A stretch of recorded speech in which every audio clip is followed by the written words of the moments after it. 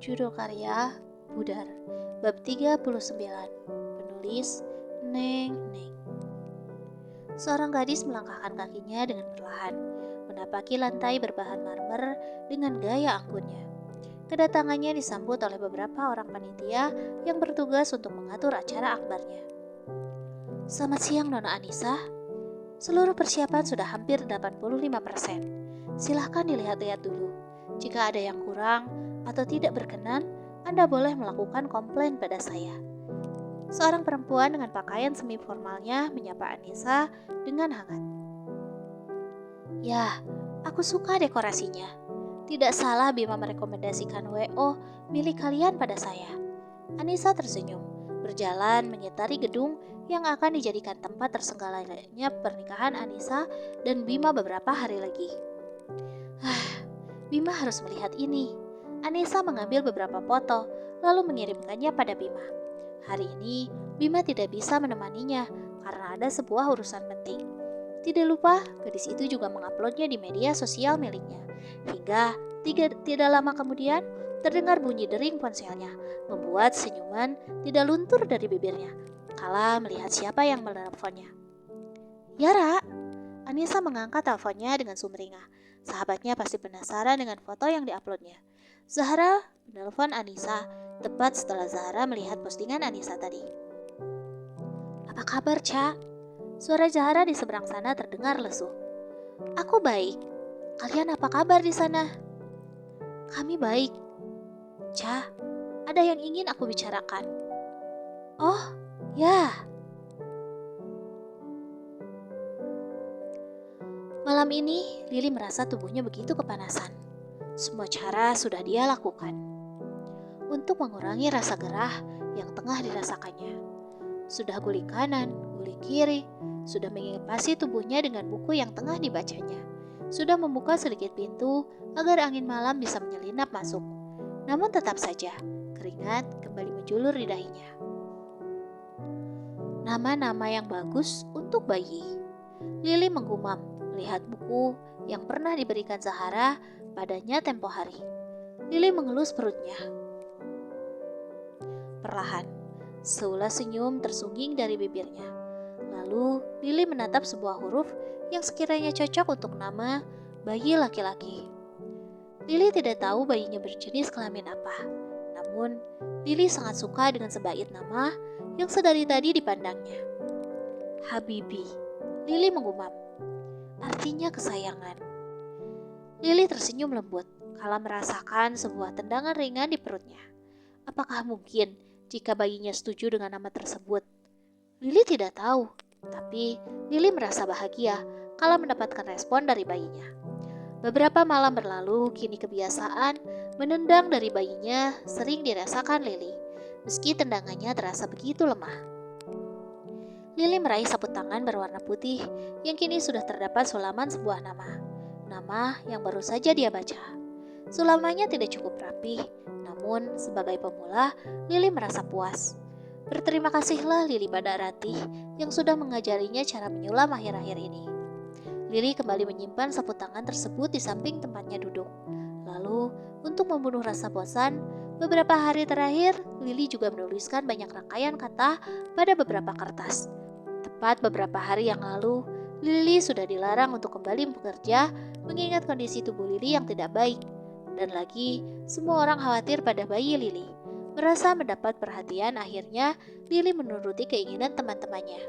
Lili sudah mengumpulkan uang dari hasilnya beberapa bulan bekerja untuk biaya lahiran di puskesmas terdekat nanti. Sementara untuk makan sehari-harinya, Lili seringkali mendapatkan kiriman dari Zahra. Gadis itu ternyata gadis yang sangat baik jika Lili mau mengenalinya lebih jauh lagi. Kenapa panas sekali? Lili kembali mengipasi wajahnya. Di usia kehamilannya yang ke-7 bulan ini, Lili sedikit kepayahan. Pinggangnya terasa begitu sakit, hingga untuk berdiri saja, Lili harus terus memeganginya. Berjalan begitu pelan, Lili keluar dari kontrakan, melewati gang sempit. Lili berjalan seorang diri di tengah gelapnya malam, sembari merasakan sensasi dingin yang menusuk kulitnya. Mata Lili membulat, tubuhnya kaku, kala melihat sosok di hadapannya sekarang. Seorang gadis yang terlihat begitu berantakan, kini tengah berdiri menatapnya dengan derai air mata. Wajahnya terdapat banyak lebam, matanya berair dan sembab, rambutnya terlihat dipotong acak. Terlebih pakaian yang digunakannya terlihat compang-camping mengenaskan. Ambar, Lili menggumam, membuat gadis yang dipanggilnya mendongakkan kepala. Gue tahu, apa yang udah gue lakuin sama lo itu tidak akan pernah termaafkan. Ucap Ambar sembari menatap Lili dengan pandangan kosong. Seketika Lili teringat kalau Ambar keluar dari ruangan kepala sekolah setelah mencoba menambah buruk namanya hanya untuk sebuah beasiswa.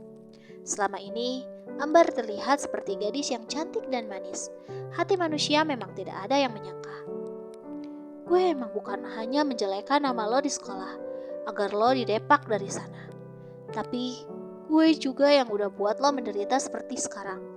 Termasuk ketika lo dilecehkan dan hamil kayak gini. Ambar masih berkata dengan datar, pandangannya masih kosong ke depan tak tentu arah.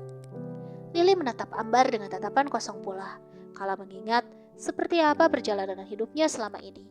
Lili melewati banyak ujian, banyak rintangan, banyak rasa sakit, hingga air mata terasa mengering. Jadi, ini semua berkat Ambar. Tiba-tiba saja Lili merasakan perutnya begitu sakit mencengkram. Namun, gadis itu berusaha untuk menahannya sekuat tenaga. Kenapa? Gumam Lili mendongakkan kepalanya menatap Ambar yang masih saja berwajah dingin. Gue cuma mau bahagia. Gue cuma mau bebas dari hidup damai. Gue cuma mau diakui oleh keluarga gue. Makanya, gue melakukan semua itu. Termasuk mengorbankan aku yang tidak bersalah, Ambar. Emosi Lili memuncak. Kita sama-sama mencintai orang yang sama. Lili termenung. Mencintai orang yang sama? Siapa? Bima Adiguna? Tidak. Lili sangat membenci pria itu setengah mati. Gue tahu lo suka Bima. Makanya gue manfaatin keadaan buat bisa bikin kalian semua hancur dalam waktu bersamaan. Ambar tertawa dengan wajah dinginnya.